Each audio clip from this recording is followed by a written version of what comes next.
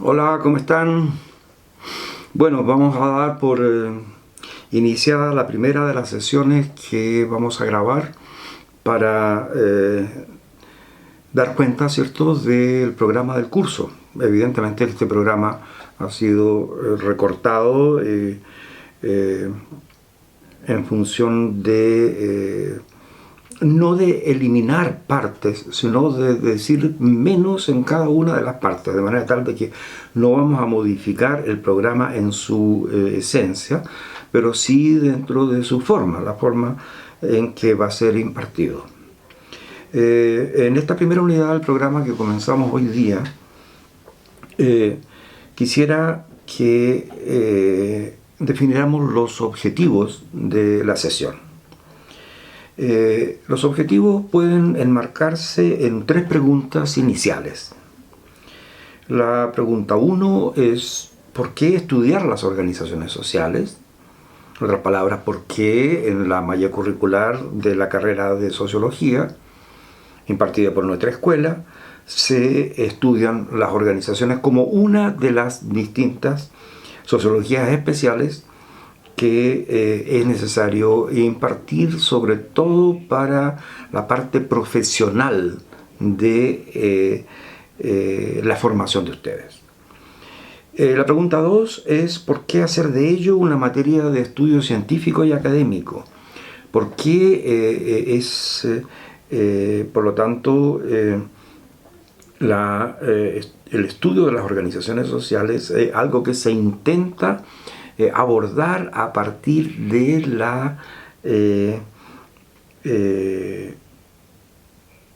preocupación que los sociólogos tenemos de hacer de esto también un campo de investigación, de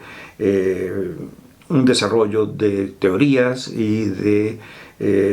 aplicación práctica de los resultados de esta actividad en términos concretos y finalmente en la toma de decisiones que es necesario efectuar a la hora, ¿cierto?, de aplicar los resultados del estudio científico y académico. Y la pregunta 3 y última en lo que corresponde a nuestra primera clase es ¿cuál es el marco epistemológico y teórico del estudio de las organizaciones? Vamos a comenzar con la pregunta 1, que es ¿por qué estudiar las organizaciones sociales?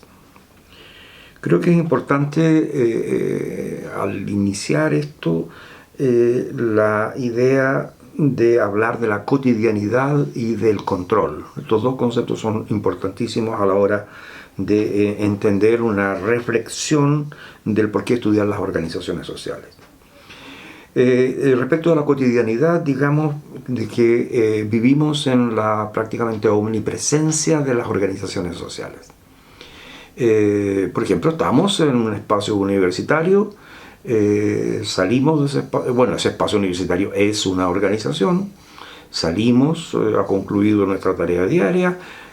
subimos al metro, el metro es otra organización, nos bajamos del metro, vamos al supermercado a comprar algo que hemos olvidado, estamos en otra organización, después recordamos que tenemos que pasar a la ISAPRE a comprar un bono y estamos en otra organización y así sucesivamente, salimos y entramos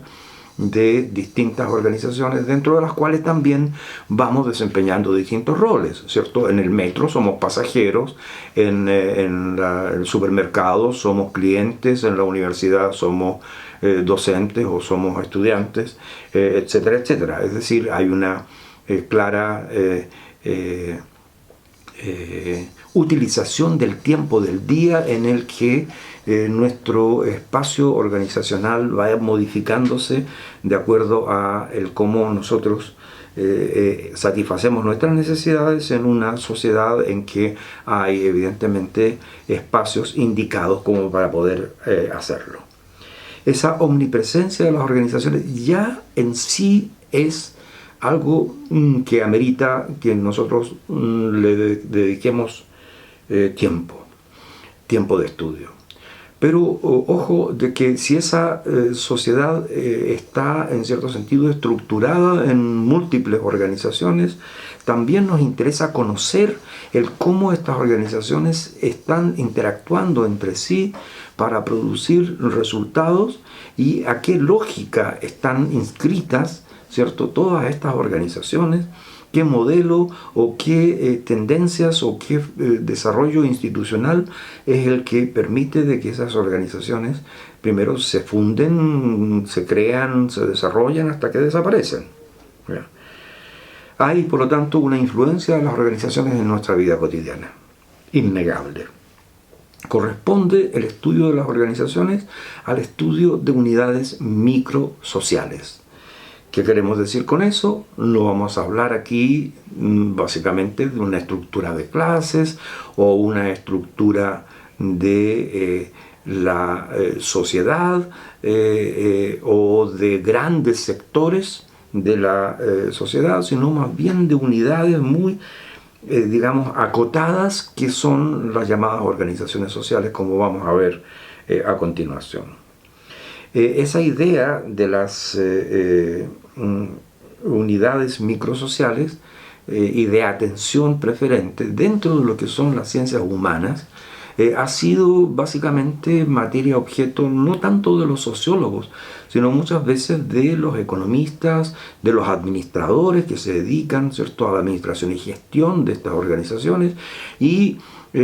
hace ya más o menos 30 o 40 años ha sido una preocupación importante también de los psicólogos organizacionales, que han tenido una preocupación por entender las formas de desarrollo del comportamiento humano al interior de esas organizaciones desde una perspectiva de la psicología social.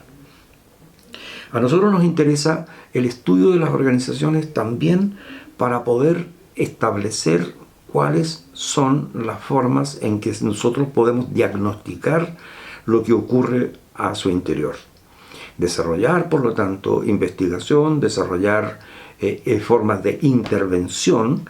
para poder controlar o cambiar esas organizaciones, rectificar el rumbo cuando creamos de que eso es necesario, y por lo tanto pensamos de que el conocimiento que se obtiene a partir del estudio de las organizaciones tiene un valor de uso importante en la modificación del statu quo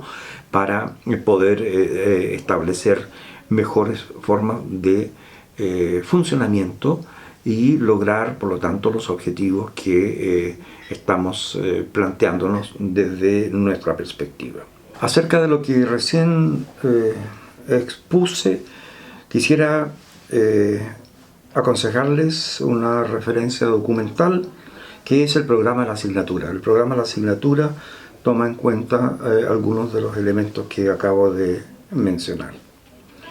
Un segundo aspecto de el por qué estudiar las organizaciones sociales tiene que ver con la praxis del sociólogo en estas organizaciones. Creo de que es importante entender de que los sociólogos nos desempeñamos haciendo tareas de consultoría, de investigación, de docencia, de asesoría y de a veces de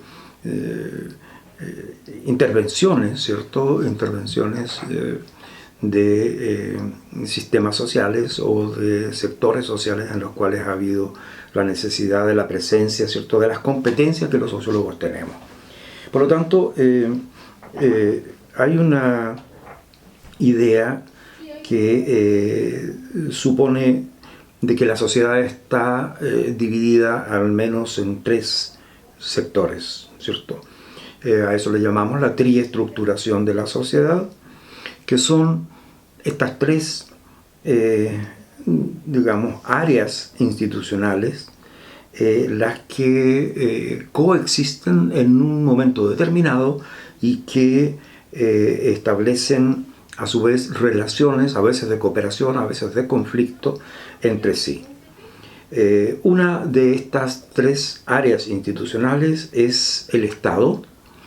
entendiendo por el Estado no una organización, sino un conjunto, más bien una entelequia de aspectos de carácter normativo que tienen como propósito común el establecer el bienestar común de la población que vive en un país determinado. No hay que confundir el Estado con el gobierno, porque el gobierno sí es una organización social que tiene determinados roles predefinidos y que funciona tomando, sobre todo en la parte del Ejecutivo, este gobierno, ¿cierto?, la responsabilidad de coordinar las acciones para la búsqueda supuesta del bienestar común en una sociedad determinada. Un segundo sector o área institucional es el llamado sector privado, ¿cierto?, o sectores de la propiedad privada, en los cuales destacan fundamentalmente dentro de lo que es este modelo neoliberal las empresas, ¿cierto?, las empresas privadas que establecen dentro de este modelo un rol bastante importante en el sentido de que políticamente se les ha encargado de que sean las principales agencias de construcción del crecimiento y del desarrollo económico. Y la tercera de las áreas institucionales, siempre en el nivel macro, es la llamada sociedad civil, que muchas veces se le define en términos de un defecto, ¿cierto?, del defecto de que lo que no es Estado, de lo que no es el área privada que corresponde a la empresa, sería este tercer sector, la llamada sociedad civil. La sociedad civil tiene evidentemente una importancia muy grande porque muchas veces en la sociedad civil se crean, en esta área institucional de la sociedad civil, se crean organizaciones que antes cumplían funciones en el Estado o en el sector privado y que han pasado a esta sociedad civil porque muchas veces las tareas no implican una posibilidad de interés económico y que por lo tanto dejan de estar en la óptica de la rentabilidad que exigen las empresas para poder llevar a cabo su proceso de reproducción económica y financiera y que por lo tanto pasan a ser parte de la sociedad civil.